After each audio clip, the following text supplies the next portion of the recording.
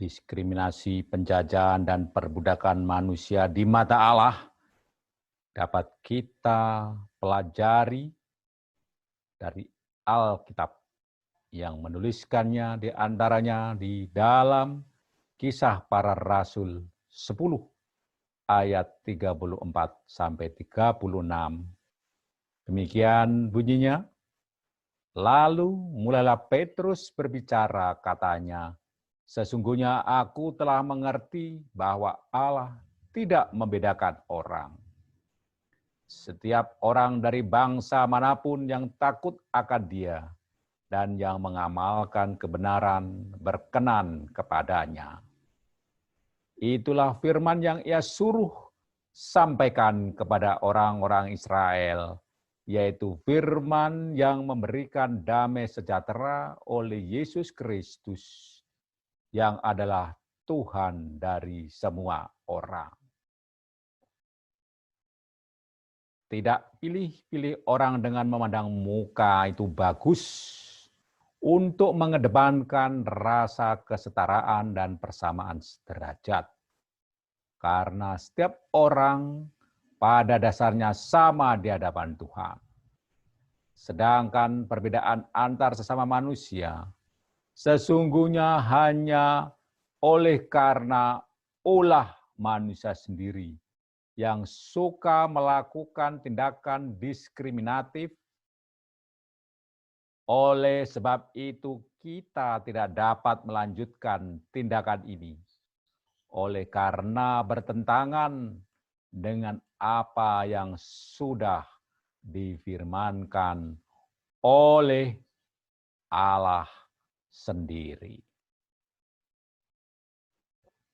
Sebagai contoh adalah saat pemilihan Raja Israel pertama, Tuhan Allah mengabulkan permohonan itu oleh karena bangsa Israel yang mendesaknya.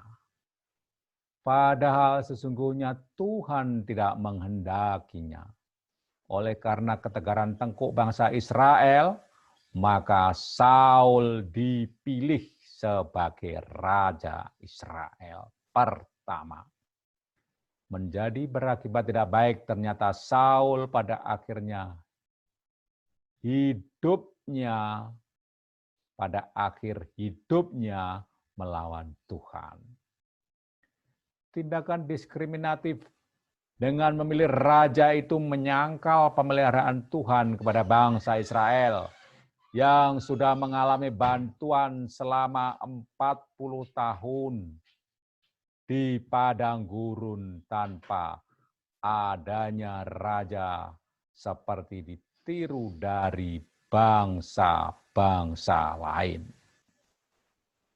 Dampak kejatuhan Raja Israel itu, bangsa Israel mengalami perpecahan yang tiada tara. Akibatnya bertahun-tahun kemudian akhirnya bangsa Israel pun jatuh dalam penjajahan bangsa-bangsa besar terhadapnya. Bangsa Israel mengalami diskriminasi alias perbedaan derajat dengan penindasan, perbudakan terhadap nasib bangsa Israel oleh bangsa asing atau kafir itu. Bagaimana selanjutnya? Perbedaan derajat dan penjajahan semakin eksis di muka bumi ini, di mana bangsa yang kuat akan menumbuhkan bangsa yang lemah. Hal itu tentu saja tidak baik karena sudah terjadi diskriminasi dan penjajahan terhadap orang lain. Padahal manusia diciptakan oleh Tuhan pada dasarnya adalah setara. Munculnya para nabi dan para pemimpin adalah dalam rangka menghapuskan perbudakan dan penjajahan itu. Nyata hal ini banyak mengalami pergolakan dan mengakibatkan adanya pertumpahan darah sampai zaman modern ini. Pada abad ke-20, bangsa-bangsa banyak yang memerdekakan diri sesuai dengan deklarasi hak asasi manusia dan perjuangan modern negara-negara yang dulu merupakan negara-negara jajahan. Namun demikian, di dalam kehidupan setiap negara itu sendiri tidak terlepas adanya diskriminasi antara yang kuat dan lemah, antara yang mayoritas dan minoritas. Hal itu merupakan sebuah kenyataan hidup yang pahit. Bahkan dalam kehidupan secara sosial dan individu antar manusia terjadi penindasan, perbedaan berdasarkan suku, ras, dan antar golongan.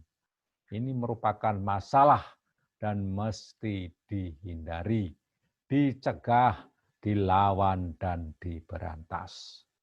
Oleh karena sekali lagi, manusia diciptakan Tuhan secara setara dan sama di hadapan Tuhan. Perbedaan-perbedaan alami janganlah sampai menimbulkan penindasan. Keadilan harus ditegakkan di mana semua manusia mempunyai peluang dan kesempatan sama untuk berkembang. Bila sudah mempunyai kesempatan dan memimpin, jangan lantas digagahi sendiri dan menutup kesempatan bagi orang lain untuk berkembang. Namun jadilah terang dunia dan mengajak semua orang untuk maju, lalu tumbuh bersama dalam kesetaraan menuju panggilan Allah yang mulia dalam pekerjaan baik.